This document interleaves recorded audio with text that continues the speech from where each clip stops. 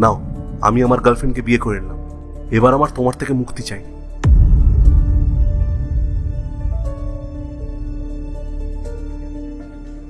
আজ থেকে তাহলে এই মঙ্গলসূত্র তোমার হলো।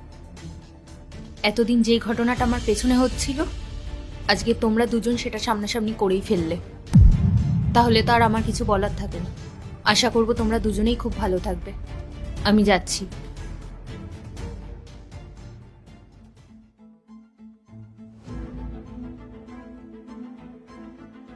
তুমি আমাকে ছাড়াই খাবার খেয়ে নিচ্ছ?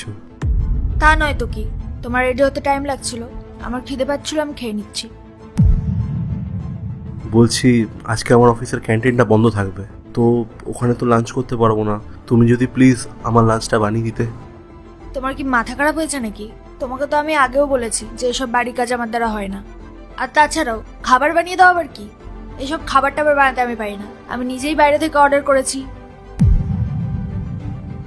দাঁড়িয়ে দাঁড়িয়ে কি দেখছো আমার দিকে? অফিস নেই? অফিস যাও।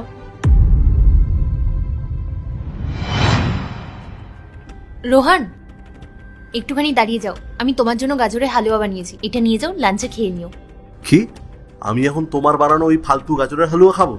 আরে আমি অফিসের ক্যান্টিন থেকে খাবার খাই। আর শোনো, ভবিষ্যতে আমার জন্য এরকম কোনো খাবার বানানোর প্রয়োজন নেই, ঠিক আছে?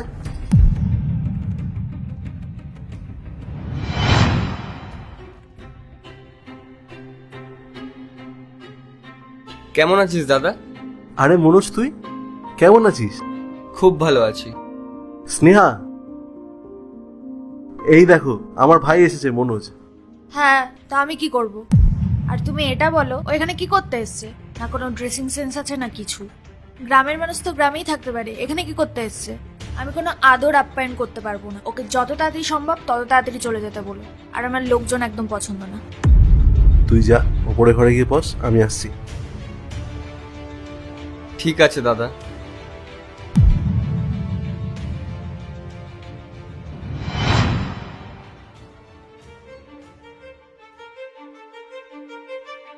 নমস্কার বৌদি। নমস্কার। ভাই, তুই ওপরে গিয়ে বস, আমি তোর জন্য খাবার বানিয়ে আনছি। আরে না না, তুমি কেন বানাতে যাবে? আমি আছি তো। মনোজ, তুমি ওপরে যাও, আমি তোমার জন্য জলখাবার বানিয়ে আনছি। ভাই, তাহলে যা গিয়ে আরাম কর। ঠিক আছে দাদা।